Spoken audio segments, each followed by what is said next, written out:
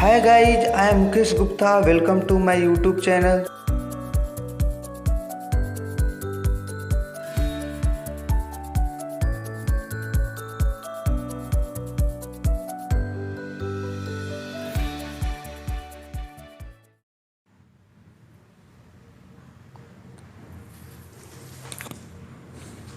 प्रिय दोस्तों, आज हम लोग क्वेश्चन नंबर 9 से शुरू करने वाले हैं। तो फ्रेंड, यदि आप मेरे चैनल पर नए हैं तो मेरे चैनल को सब्सक्राइब कर लें ताकि किसी भी वीडियो का अपडेट आपको मिलता रहे। और इस चैप्टर का नए पार्ट आप नहीं देखें तो डिस्क्रिप्शन बॉक्स में लिंक दिया गया है, आप वहां से देख सकते हैं। चलिए फ्रेंड, क्वेश्चन शुरू करते हैं। पहला क्वेश्चन है, यदि एक अवयवी है तो दिखाएं कि a माइनस a के घात t या यहाँ पर डैश भी हो सकता है, एक विषम सममित अवयव है जहाँ a के घात t अवयवी का परिवर्त है। ठीक है, चलिए बात करते हैं। यहाँ पर जो क्वेश्चन में a का मान दिया हुआ है, इसका जब हम लोग परिवर्त निकालेंगे यानी a के घात t निकालेंगे तो करते क्या है, इसमें जो पंक्ति होता है उसको स्तंभ के रूप में, जैसे 3 - 4 ये पंक्ति के रूप में है, अब इसे स्तंभ के रूप में लिख देंगे। 1 - 1 पंक्ति के रूप में है, अब इसे स्तंभ के रूप में लिख देंगे। ठीक है, तो यहाँ से a के घात t हम लोग निकाल लिए। अब हमें चेक करना है कि a माइनस a के घात t एक विषम सममित अवयव है। चलिए इसे कैसे चेक करते हैं, ध्यान से देखिएगा। तो यहाँ पर a माइनस a के घात t को एक अवयव मान लेते हैं, एक अवयव b मान लेते हैं। ठीक है, माना कि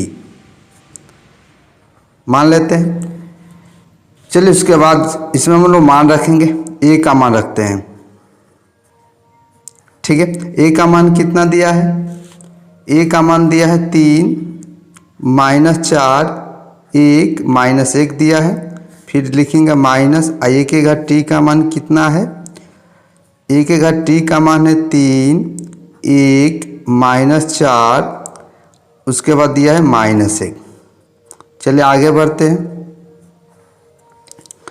3 में से 3 घटा लेंगे तो 0, -4 -1 क्या आएगा, -5। 1 और माइनस माइनस +5 हो जाएगा। तो 1 और +4 कितना होगा, +5 हो जाएगा। और ये माइनस माइनस +1 होगा, -1 और +1 यानी कितना आ जाएगा, 0। चलिए आगे बढ़ते हैं हम लोग। इसमें से हम लोग ये b का मान होगा, ये जो मान आया ये अभी b का मान हुआ।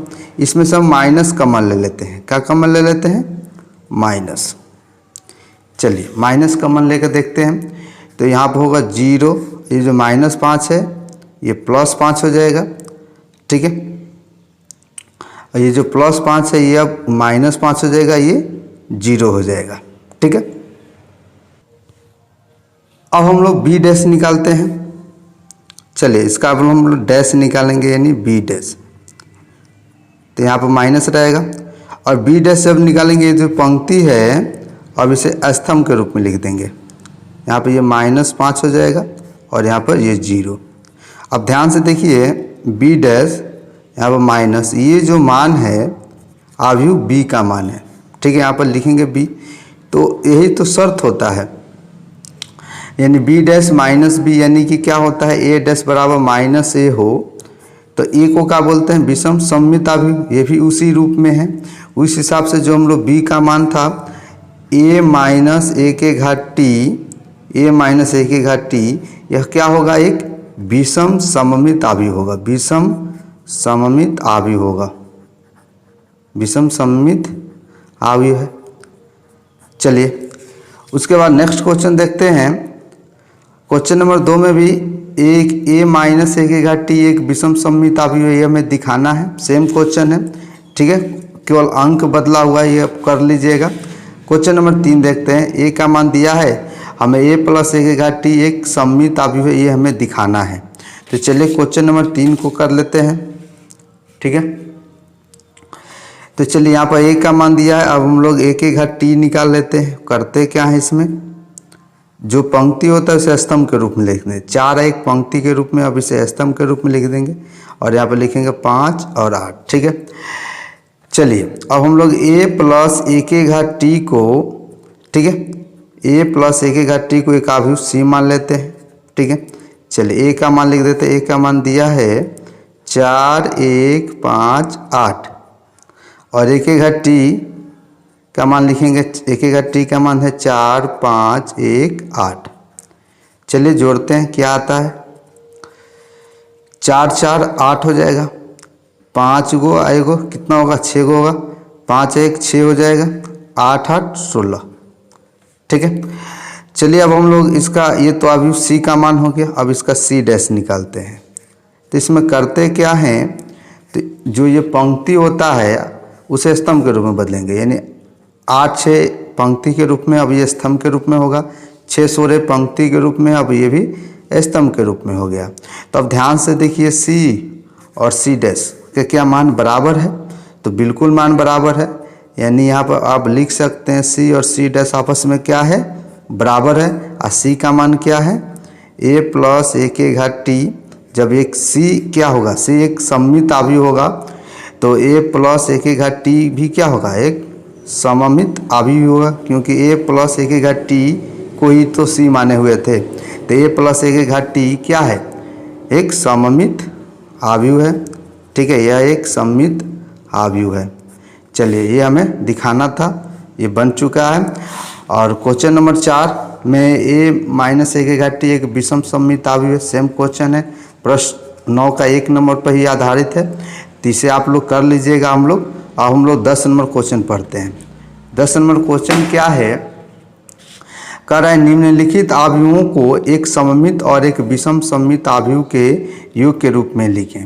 ठीक है, चलिए अब इस क्वेश्चन को सॉल्व करते हैं। इसमें टोटल 1 2 3 क्वेश्चन दिया हुआ है। तीनों क्वेश्चन को हम लोग समझते हैं कैसे सॉल्व करना है। पहला क्वेश्चन क्या है,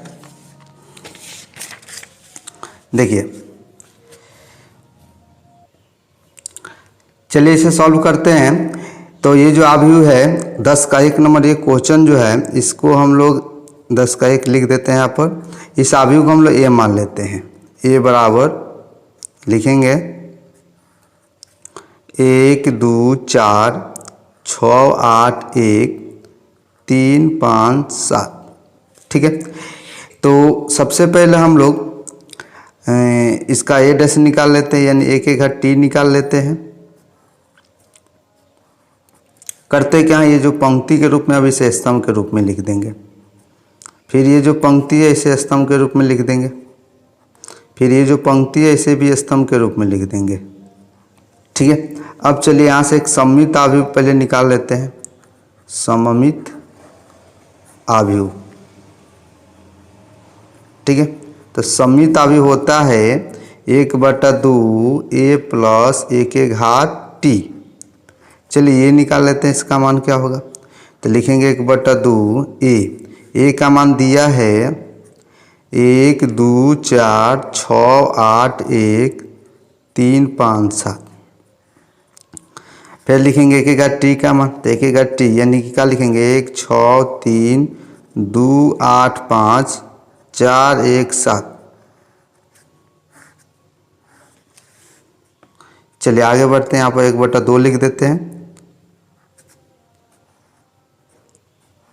इसको जोड़ते हैं, क्या आता है 1 1 2 हो जाएगा, 6 व 2 8 हो जाएगा, 4 3 7, 6 व 2 8 हो गया, 8 8 16 हो जाएगा, 5 1 6, 4 3 7 हो जाएगा, 5 1 6 हो जाएगा, 7 7 14 हो जाएगा।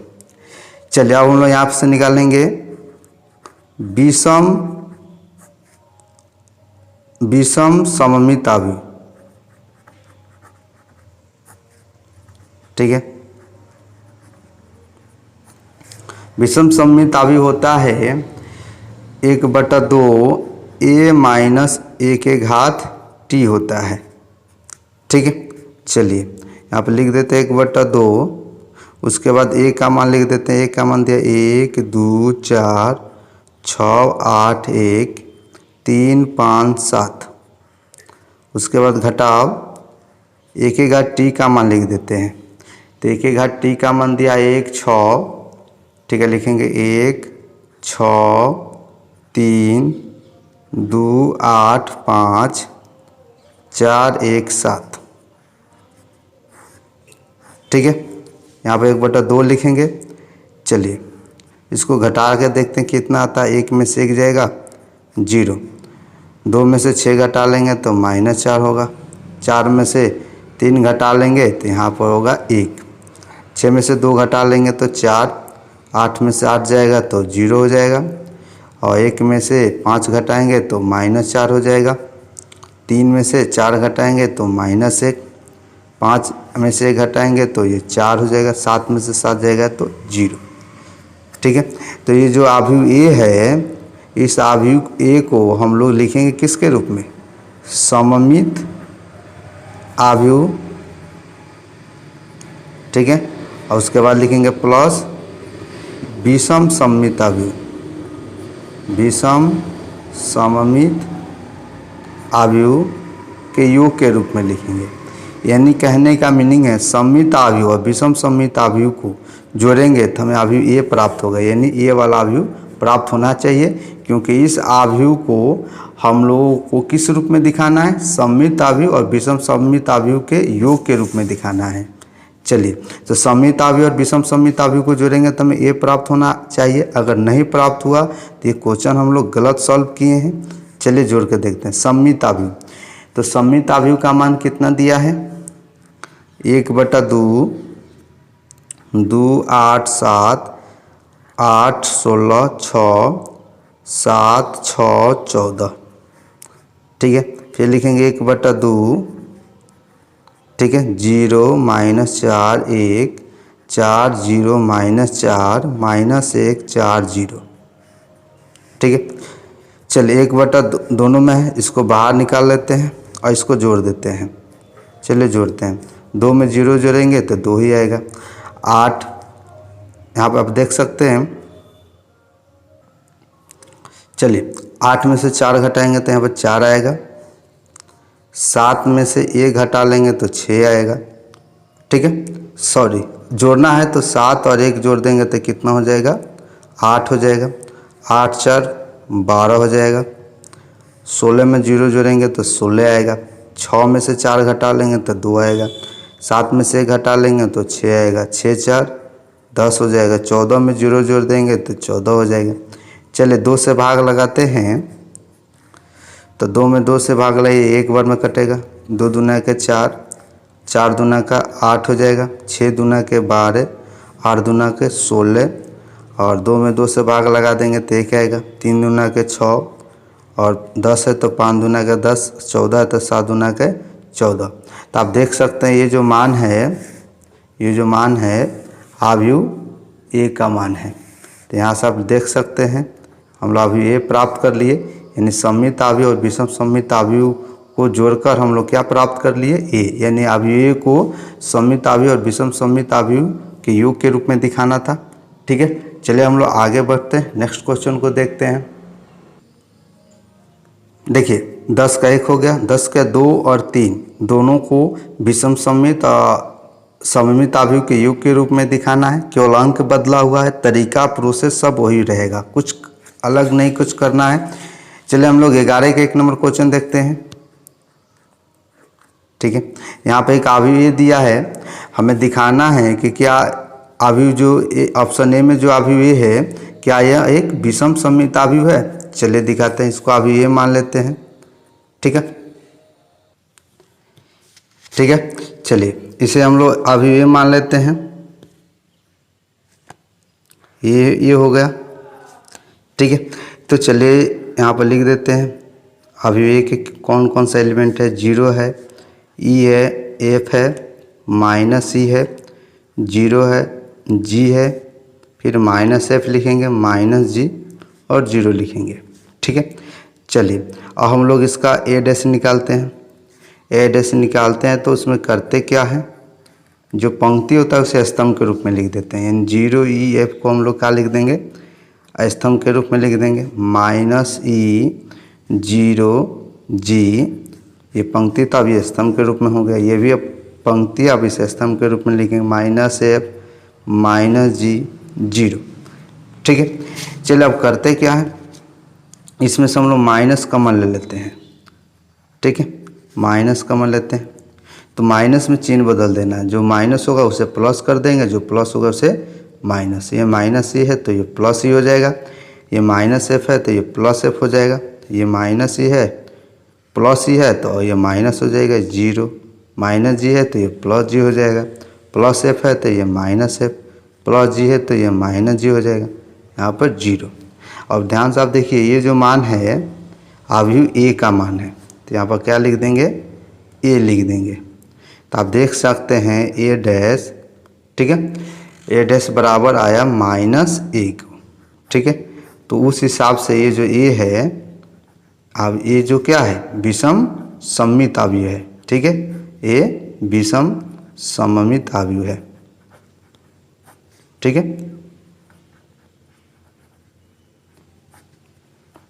सेम इसी तरह ये भी क्वेश्चन कर लेना है। इसको अवयव ए या बी मान लेंगे, उसके बाद हम लोग क्या करेंगे, बी मानिएगा तो उसका बी डैश निकाल लीजिएगा, बी डैश निकालने के बाद उसमें से माइनस कॉमन करके देखिए क्या बी का मान आया है। तो अगर आ जाए तो ये जो क्या होगा, बी क्या होगा, एक विषम सममित अवयव होगा। चलिए उसके बाद हम नेक्स्ट क्वेश्चन को देखते हैं। अब बात करते हैं दो, तो दिखाएं कि ये जो अवयव है एक सममित अवयव है। ठीक है, तो चलिए 11 के 2 को हम लोग अवयव बी या सी कुछ भी मान सकते हैं, अवयव ए ही मान लेते हैं हम लोग। ठीक है, तो अवयव ए मान लेते हैं इसको। तो ठीक है, तो अवयव ए में कौन कौन सा एलिमेंट है, एक है, माइनस एक है, 5 है, माइनस एक, 2 1, 5 1 3। ठीक है, चलिए इसका हम लोग ए डैश निकालते हैं। ए डैश में करते क्या है, जो पंक्ति होता है उसे स्तंभ के रूप में लिख दें। ये जो पंक्ति है इसे हम लोग स्तंभ के रूप में लिख देंगे। और ये माइनस एक 2 ये पंक्ति में था, अब ये किस रूप में हो गया, ये जो पंक्ति में है इसे भी हम लोग स्तंभ के रूप में लिख देंगे। ठीक है, तो आप ध्यान से देखिए ये जो मान है फिर क्या है, ए का ही मान है। ध्यान से देखिए, एक माइनस एक, एक माइनस एक 5। ठीक है, माइनस एक 2 1, 5 1 3। ठीक है, ठीक है, अगर कोई अवयव ए डैश बराबर ए हो, यानी कोई अवयव सी बराबर सी डैश हो, तो समझिए अगर इस कंडीशन को, यानी कोई अवयव अपने परिवर्त के क्या हो, बराबर हो, तो वो जो अवयव होता है वह अवयव क्या होता है, सममित अवयव होता है। ठीक है, सममित अवयव है। ठीक है, चलिए हम लोग आगे बढ़ते हैं। अब हम लोग क्वेश्चन नंबर 12 देखते हैं। ठीक है, क्वेश्चन नंबर 12 में आप देखिए एक्स वाई जेड का मान निकाले यदि अवयव ए दे दिया है, समीकरण भी एक दिया है। ठीक है, जो यह अवयव इस समीकरण को संतुष्ट करता है। ठीक है, तो हम लोग ये जो समीकरण है इस समीकरण के द्वारा ही हम लोग एक्स वाई जेड का मान निकालेंगे। तो इस समीकरण में हमें ए डैश निकालना होगा, तो यह अवयव है इसका हम लोग ए डैश पहले निकाल लेते हैं। ठीक है, तो इसमें करते क्या है फ्रेंड, जो ये पंक्ति होता है इसे स्तंभ के रूप में लिखेंगे, 0 2 y यहाँ पर लिख देंगे जेड, फिर लिखेंगे एक्स वाई माइनस जेड लिख देंगे, फिर यहाँ पर लिखेंगे एक्स माइनस वाई और जेड लिख देंगे। तो चलिए समीकरण को ले लेते हैं। समीकरण दिया है ए डैश इंटू ए बराबर आई, तो आई एक इकाई अवयव है और यहाँ पर ये जो अवयव ए है ये 3/3 का है, इसलिए इकाई अवयव भी 3/3 का ही हम लेंगे। चलिए ठीक है, ए डैश का मान लिख लेते हैं। चलिए ए डैश का मान यहाँ पर क्या दिया है, ए डैश का मान है 0 x x 2y y minus y z minus z z minus z और यहाँ पर जेड है। तो ये हो गया ए डैश का मान। और हम लोग ए का मान लिखेंगे। तो चलिए ए का मान क्या दिया है 0 2y, उसके बाद लिखेंगे z x y minus z x minus y z. ठीक है, अभी आई ही रहने देते हैं, बाद में आई का मान रखेंगे हम लोग। ठीक है, चलिए इसमें गुना करते हैं। तो पहला पंक्ति पहले स्तंभ से गुना करेगा, 0 में 0 से गुना होगा 0। ठीक है, x में x से गुना होगा तो x स्क्वायर, फिर एक्स में एक्स से गुना करेंगे तो आएगा एक्स स्क्वायर। पहला पंक्ति अब दूसरे स्तंभ से गुना करेगा तो 2y में 0 से गुना करेंगे 0, x में y से गुना करेंगे तो एक्स वाई, फिर x में माइनस वाई से गुना करेंगे तो माइनस एक्स वाई हो जाएगा। ठीक है, आगे बढ़ते हैं। फिर इसमें देखिए z में 0 से गुना करेंगे 0, x में माइनस जेड से गुना करेंगे तो माइनस एक्स जेड, फिर x में z से गुना करेंगे तो प्लस एक्स जेड हो जाएगा। फिर ये दूसरा पंक्ति पहला स्तंभ से गुना करेगा, 2y में 0 से गुना करेंगे तो 0 होगा, x में y से गुना करेंगे एक्स वाई, और माइनस y में x से गुना करेंगे तो माइनस एक्स वाई हो जाएगा। चलिए इसमें देखते हैं, 2y में 2y से गुना करेंगे तो 4y स्क्वायर। ठीक है, यहाँ पर क्या लिखेंगे 4y स्क्वायर लिख देंगे। फिर y में y से गुना करेंगे तो आएगा y स्क्वायर, फिर माइनस y में और माइनस y से गुना करेंगे तो ये हो जाएगा minus minus plus y square हो जाएगा। ठीक है, चलिए आगे बढ़ते हैं। अब इसमें गुना करेंगे, 2y जेड से गुना करेंगे तो 2y जेड होगा, फिर y में माइनस जेड से गुना करेंगे तो माइनस वाई जेड होगा, फिर माइनस y में जेड से गुना करेंगे तो माइनस वाई जेड होगा।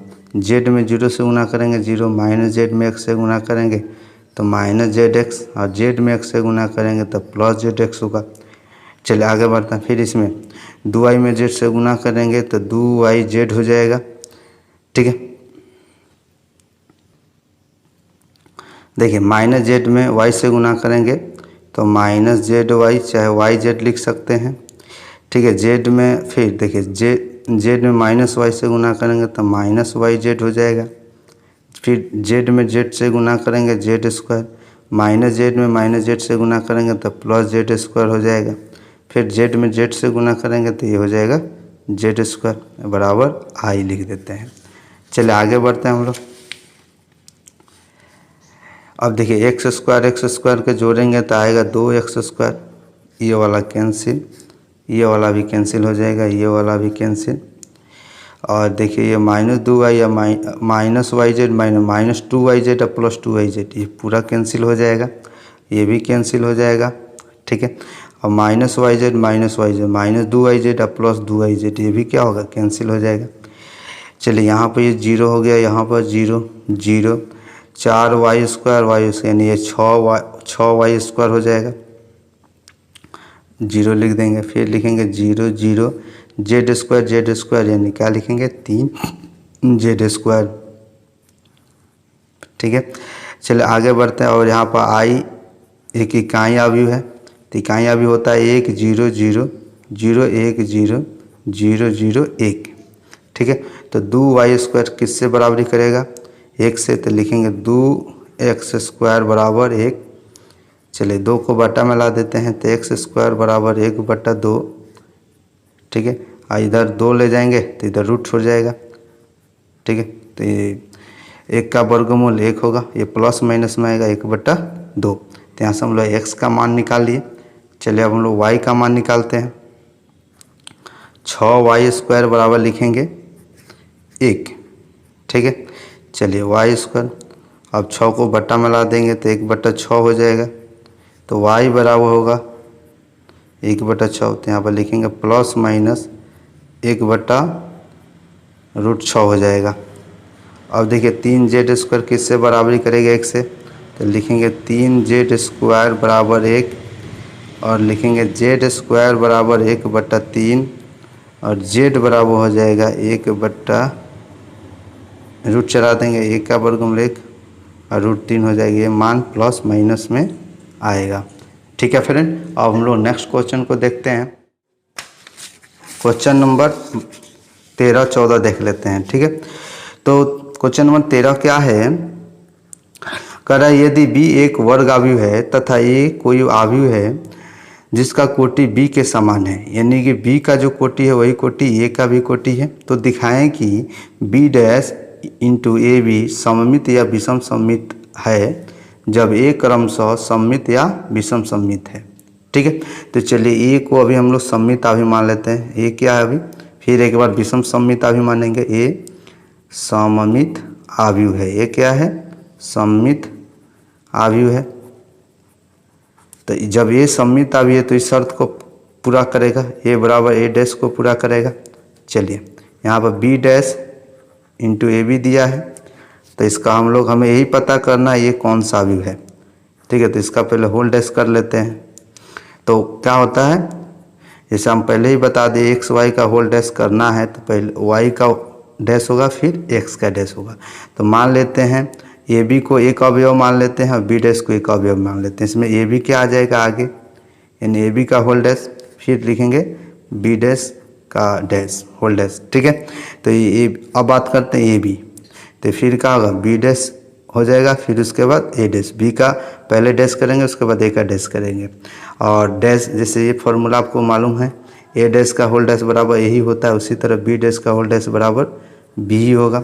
और उसके बाद आप देख सकते हैं बी डैश ए डैश बराबर कितना है ए। ठीक है, तो यहाँ पर आ गया, तो आप देख सकते हैं B dash into A B का होल डैश बराबर B dash into A B.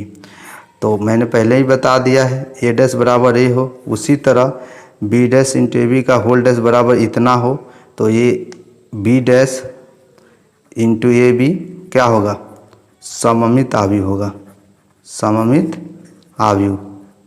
ठीक है, जैसे B dash into A B का जो परिवर्त है डैश, वो दोनों आपस में क्या है, जैसे ए का परिवर्त है डैश, दोनों जब बराबर होता है तो ये क्या होता है, एक सममित अवयव होता है। उसी तरह इस अवयव का जो परिवर्त है वो दोनों क्या है, बराबर है, तो B dash into A B क्या होगा, एक सममित अवयव होगा। उसके बाद हम लोग नेक्स्ट क्वेश्चन को देखते हैं। ठीक है, क्वेश्चन नंबर 14 देख लेते हैं। चलिए 14 में कह रहा है यदि ए और बी समान कोटि वाले दो सममित अवयव है तो दिखाएं कि ए बी प्लस बी ए सममित अवयव होगा। यानी कि कहने का मतलब हुआ 14 नंबर में ए और बी दोनों सममित अवयव, यानी ए बराबर ए डैश होगा और बी बराबर होगा बी डैश। ठीक है, तो हमें ये दिखाना है कि ए बी प्लस बी ए सममित अवयव है। ठीक है, तो ये सममित अवयव का होगा, यानी कि ए बी प्लस बी ए का परिवर्त इस अवयव के क्या हो, बराबर हो, ए बी प्लस बी ए के बराबर हो। इस अवयव का ये परिवर्त हुआ, तो परिवर्त और वो अवयव दोनों क्या हो, आपस में बराबर हो, तो ए बी प्लस बी ए क्या होगा, एक सममित अवयव होगा। चलिए, तो ये जांच करने के लिए हम लोग क्या करेंगे, ए बी प्लस बी ए का होल डैश करेंगे।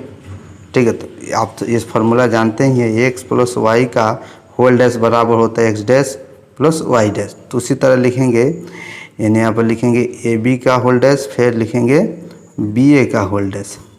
तो ये जो डैश होगा एक बार बी पर डैश आएगा, एक बार ए पर आएगा, फिर ये जो डैश होगा एक बार ए पर आएगा और फिर एक बार बी पर आएगा। आप देख सकते हैं बी डैश बराबर बी लिखेंगे और ए डैश बराबर ए लिखेंगे। ठीक है, फिर यहाँ पर ए डैश है तो यहाँ पर ए होगा, बी डैश है तो यहाँ पर बी होगा। तो चलिए इसको पहले लिख देते हैं, ए बी को पहले लिखते हैं, बाद में लिख देते हैं बी ए। तो आप ध्यान से देखिए, ए बी प्लस बी ए का होल डैश बराबर इतना प्राप्त हो गया। तो इस हिसाब से ए बी प्लस बी ए क्या होगा, एक सममित अवयव होगा। ठीक है, सममित अवयव है। ठीक है, तो फ्रेंड अगर आपको ये वीडियो अच्छा लगा हो तो अपने दोस्तों के पास ज़रूर शेयर करें। ठीक है, और मेरे चैनल को अभी तक सब्सक्राइब नहीं किए हैं और साथ में इस वीडियो को अभी तक लाइक नहीं किए हैं तो वीडियो को लाइक भी करें और मेरे चैनल को सब्सक्राइब कर लें ताकि इस तरह का वीडियो आपको मिलता रहे। धन्यवाद।